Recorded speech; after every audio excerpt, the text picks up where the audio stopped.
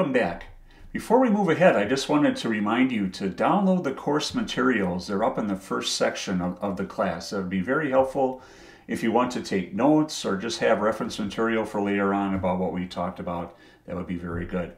The second thing is that as we go through the course, you're going to see pop-ups, little things that urge you on to keep going, don't give up, grab some coffee, things like that.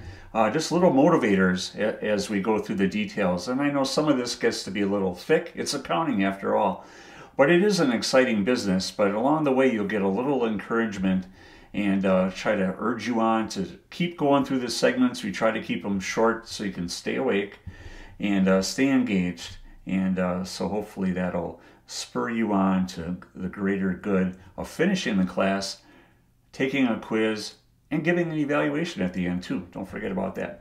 But now we're going to talk about what role does regulation play in the industry? Well, the answer to that is pretty easy, and the answer is a lot. So when you talk about regulation in the electric business, now since the early days of electricity was rolled out on a local and then later a national level, the industry has been regulated at the local and national level. Really, electric utilities started way back when electricity was formed or invented, or kind of harnessed, I guess would be a better term, for use, for commercial use. And it used to be, in the early days that rich folks were able to use electricity. You set up a generator and certain individuals would say, hey, I'd like electric light. They would get electric light. Well, eventually, the cost of generators came down, and then neighborhoods would say, hey, we'd like some electric light, and a company would be formed to provide them with electric light. Smaller towns then would say, we would like electricity, and so it was a private provider that would provide electricity to the town, and throughout, it was pretty regional in how it was rolled out. Well, then towns took over the companies, and companies were bought out. Eminent domain was used in some cases, but in any case, at the local level, then electric utilities began to pop up. On the national level, the Congress got involved, and organizations like the Tennessee Valley Authority were formed to provide electricity on a wider scale in the Tennessee Valley and harness the river power, the hydropower that was through that region. The federal government passed rules and funding and authorization of the electric co-op industry so that electricity could be rolled out to rural areas and things like that. That was part of the in the 30s and the 40s. And so regulation has been a big part of the business from day one. Now, the types of electric providers, electric co-ops, investor-owned, public power, aggregators, and they all look the same and are in the same business, but the oversight bodies are different. For example, at the federal level, you have the Federal Energy Regulatory Commission, the FERC. So I've said FERC about 80 times so far, and that's what FERC is. We defined it up front, and now we're defining it again. And FERC regulates interstate electricity sales, wholesale electric rates, hydro licensing, and gas pricing. So they're kind of a larger umbrella, interstate, state to state, and things like that. And there's other federal organizations. For example, there's NERC. See, we have FERC and NERC. You get the jazz down there. And what the North American Electric Reliability Corporation does is maintain the reliability of the grid. And the grid is a transmission system that is throughout North America. So you see this map on your screen here. The transmission system is divided into different regions. We call them reliability councils and so on. You have the Western Interconnect. You have the Reliability Corp. You have other regions as well, PJM. New England, ISO, SERC, ERCOT, SPP, MISO.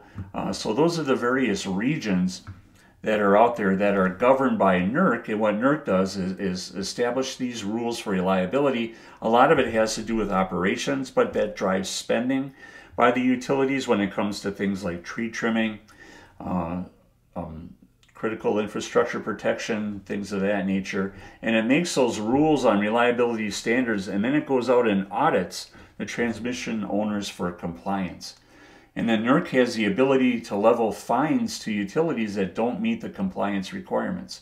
So if they don't have the proper record keeping, if they don't spend the proper amount or meet the standards for reliability, NERC has a hammer which they can bring down, and they're always happy to wield that hammer on the business. So it's good to have a NERC, but you know, they're in charge of keeping the grid intact and as free as possible, rather, from outside threats. And then you have regulation at the electric cooperative level, which is, as we learned in the last section, customers own the electric co-op, so they invest in it. They make up the board of directors. And then at the municipal utility level, you have city councils, utility boards, things like that. And what happens is that all of these forms of regulation allow for citizen and ratepayer input. Then we can have lawsuits for disputes, and there's also legislation that governs the utility regulation umbrella. Now at the investor-owned utility level, they are governed by FERC for interstate sales, but then they are also governed by and ruled over by state regulatory commissions. So there really isn't an aspect of the electric industry that is not regulated except for distributed energy resources, which would be your homeowners and businesses that have their own sources of generation, wind and solar and so on. And then you have the power markets. Now North America is made up of various power markets, and what power markets are used for is the orderly transactions of electricity across the grid. So they control the transmission grid in their territory, and they control and facilitate the sale of electricity in their markets. So you can sell between markets, but what these markets do is that they provide order to the powering of the electric grid in their market. But what happens is they have the day-ahead market and the real-time market. So utilities forecast their needs on a long-term basis, but they also forecast it on a day-ahead basis. And so the day before, they will place an order for electricity if they can't generate enough to meet their own needs. And what the power markets do is facilitate the completion of those orders. So you have, it's kind of like the stock market almost. Think of it that way. We don't need to go into a lot more detail when it comes to that. But just so you know, there's power markets, there's NERC, there's FERC, there's co-op boards, and then there's local city councils and utility boards that are all part of governance. So the key takeaways from this little segment here is this. The electric industry is a highly regulated industry at the local, state, and national level. And the alphabet soup of regulators is FERC and NERC and power markets like MISO, PJM, SERC, SPP, ERCOT, NISO, and at the state and local bodies. So we like to throw those acronyms around, but this is that alphabet soup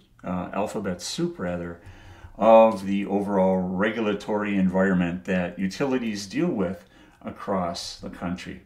The last two things to keep in mind again are co-ops are owned by their customers, and this level of regulation across the board gives the public and ratepayers input into the rates, governance, and strategy of the utilities. So you have a lot of input both from oversight bodies and then also the end user customers. And makes for a very interesting way to run business, but it works. So next, we're finally going to introduce the FERC Uniform System of Accounts. And you say, this is why I took the course in the first place. Well, I think the rest of it we needed to set the table for what comes next. So you have that understanding of where this all came from, how you use it, and the environment in which you operate when you use the FERC Uniform System of Accounts. So thanks a lot. We'll see you in a minute. Bye.